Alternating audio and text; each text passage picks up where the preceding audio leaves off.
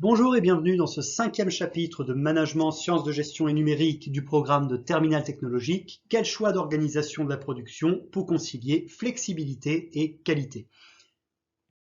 Alors dans ce chapitre, on va voir pas mal de notions. On parlera d'innovation de procédés, des caractéristiques des processus de production, la logistique, les flux, la qualité et la capacité qui devra être apprise, connue. Ce serait d'identifier et de justifier le mode de production choisi par une organisation. On verra 3 séances. Une première séance où on verra les modes de production qu'on peut utiliser pour accroître la performance. Deuxième séance sur la logistique et troisième séance sur la qualité. Alors, avant de déterminer les modes de production à utiliser, l'organisation, elle interroge ses capacités à innover dans les procédés. Elle doit ensuite faire des choix stratégiques qui peuvent porter sur les modes de production de biens ou de services, sur les méthodes à mettre en œuvre et sur la gestion de la chaîne logistique. Ces choix doivent pouvoir concilier flexibilité et qualité. Ce sont les enjeux majeurs de la production pour tout type d'organisation. On commence donc par la séance 1. Quel mode de production utiliser pour accroître la performance? On va tout d'abord parler uniquement de la production de biens. On verra ensuite la spécificité de la production de services. Première chose, qu'est-ce que c'est qu'une innovation de procédé? Eh bien, c'est la mise en œuvre d'une méthode de production ou de distribution, soit nouvelle, soit sensiblement améliorée. Cette notion, elle implique des changements significatifs dans les techniques, le matériel ou le logiciel. Elle bénéficie à l'entreprise, à ses partenaires et aux utilisateurs finaux, en ce qu'elle se révèle en phase avec des usages naissants. L'innovation de procédé, c'est une démarche donc de perfectionnement permanent des processus de production. Ces déclinaisons sont aussi nombreuses qu'il existe d'entreprises. Maintenant, parlons des modes de production. Qu'est-ce que c'est qu'un mode de production? C'est la façon dont les ressources de l'organisation sont utilisées, organisées, combinées dans le processus de production. Il existe 4 grands modes de production. Le premier, c'est la production à l'unité. On fabrique un produit unique pour un client. Très souvent, il y a un prix élevé parce qu'il y a un savoir-faire qui est important et un temps passé qui est très important aussi. La production en série, alors en grande, en petite série, ça dépend, on va fabriquer beaucoup de mêmes produits pour pouvoir obtenir des économies d'échelle, c'est-à-dire produire beaucoup pour pouvoir réduire les coûts fixes. On se retrouve donc avec des prix souvent très abordables. La production en continu, on fabrique 24 heures sur 24, 7 jours sur 7. Et dans certains cas, c'est en fait impossible de stocker la production sans faire de dommages. L'exemple de la sidérurgie, par exemple. Et on a aussi la production en discontinu. Alors là, c'est intermittence. On produit en continu, on n'en a plus besoin, on arrête de produire. Quand on en a de nouveaux besoins, on relance la chaîne de production. Ça, c'est la production en discontinu. Un petit mot maintenant sur la flexibilité. Qu'est-ce que c'est la flexibilité? C'est la capacité de l'entreprise à s'adapter pour répondre aux fluctuations rapides de la demande et aux évolutions de l'environnement. Par exemple, une entreprise, elle met en œuvre des méthodes de production et de distribution qui sont flexibles.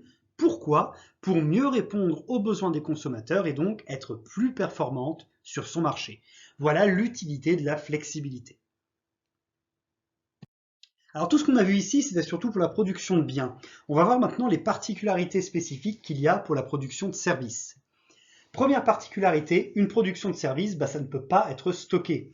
Il faut absolument que ce soit adapté aux souhaits de chaque client. La prestation est individualisée, renouvelée à chaque fois de façon différente. Le client peut être amené à participer à la production. La technologie peut amener le client à faire partie même intégrante de la logistique de l'organisation en le rendant vraiment acteur de sa production.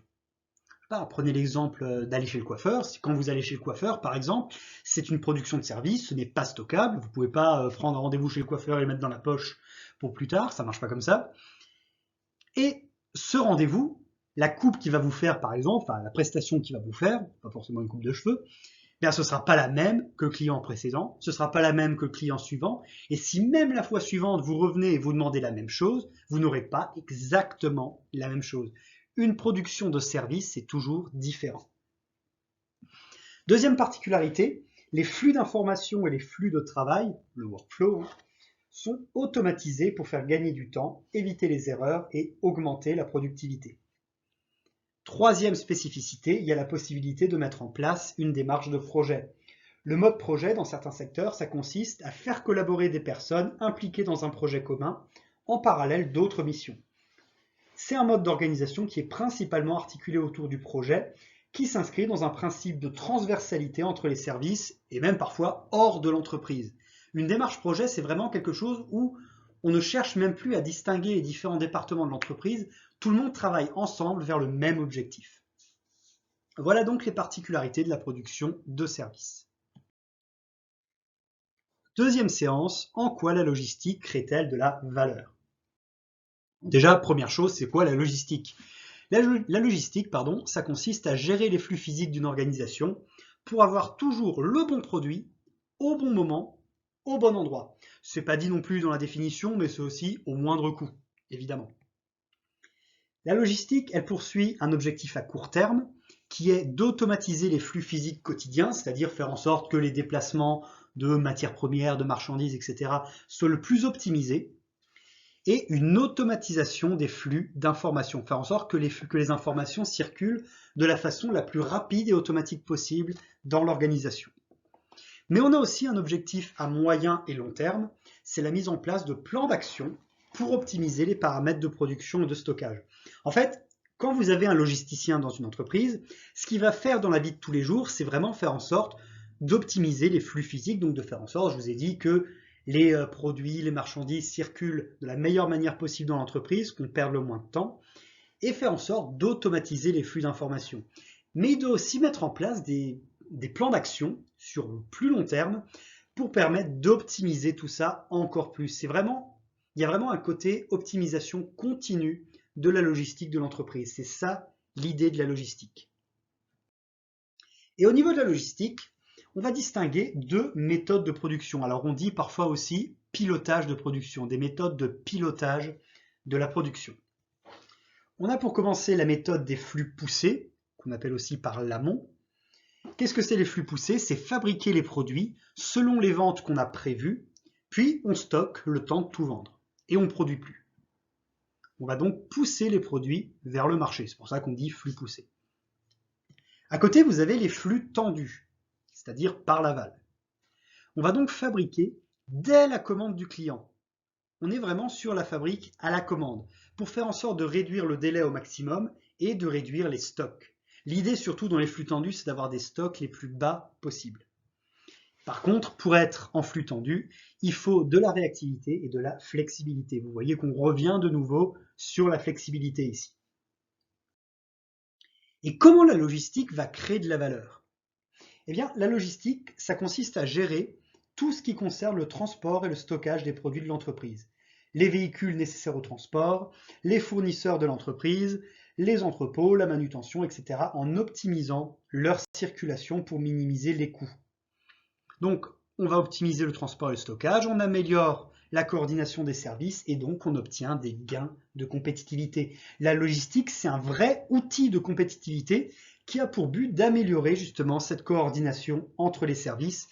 Et l'objectif, vous vous en doutez forcément, dans tous les cas, dans une entreprise, c'est de satisfaire le client. Être plus compétitif, mieux satisfaire le client pour vous démarquer de la concurrence. Troisième et dernière séance, pourquoi la qualité est-elle un enjeu concurrentiel? On revient de nouveau sur la base, les définitions. Qu'est-ce que c'est que la qualité? Eh bien, un produit ou un service de qualité, c'est un produit dont les caractéristiques lui permettent de satisfaire les besoins exprimés ou implicites des consommateurs. C'est la définition de l'AFNOR. C'est très important de savoir ça, la qualité.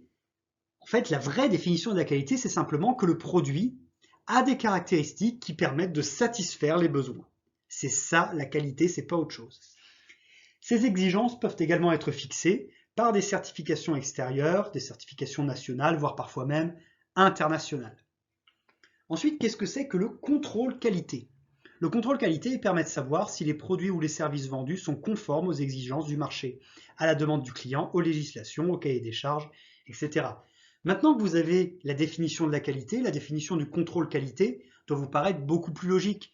Qu'est-ce que c'est qu'un contrôle qualité? On vérifie si notre produit il correspond vraiment aux attentes des clients, du marché, de la loi, du cahier des charges, etc. Et on a pour finir ce qu'on appelle la démarche d'amélioration continue. Elle va toucher à tous les processus de l'organisation et elle consiste à réunir les conditions idéales de fonctionnement en réduisant les sources de non-productivité, de non-valeur ajoutée, en diminuant au maximum le gaspillage. Cette optimisation de la chaîne de valeur, elle est bénéfique à l'ensemble des parties prenantes parce que de meilleures conditions de travail pour les salariés, c'est déjà très positif. Mais on a aussi, bien sûr, les clients qui sont beaucoup plus satisfaits parce qu'il y a une meilleure qualité, de meilleurs délais, et on a une collaboration qui est facilitée avec les fournisseurs parce que vous faites vraiment en sorte de contrôler au maximum la totalité de votre chaîne de production et ça passe aussi par une meilleure collaboration avec les fournisseurs. Donc, en conclusion, l'organisation doit faire les meilleurs choix d'organisation de la production pour pouvoir concilier flexibilité et qualité. Pourquoi? Parce que l'organisation doit s'adapter tout le temps aux évolutions de la demande. Et pour pouvoir s'adapter aux évolutions de la demande, il faut être flexible. Mais il faut aussi garder un niveau de qualité constant pour pouvoir toujours satisfaire les clients. Si la demande n'arrête pas de changer, il faut être flexible, mais il faut garder la qualité. Voilà le principe de ce chapitre. Je souhaite donc de bonnes révisions, une bonne journée et à la prochaine.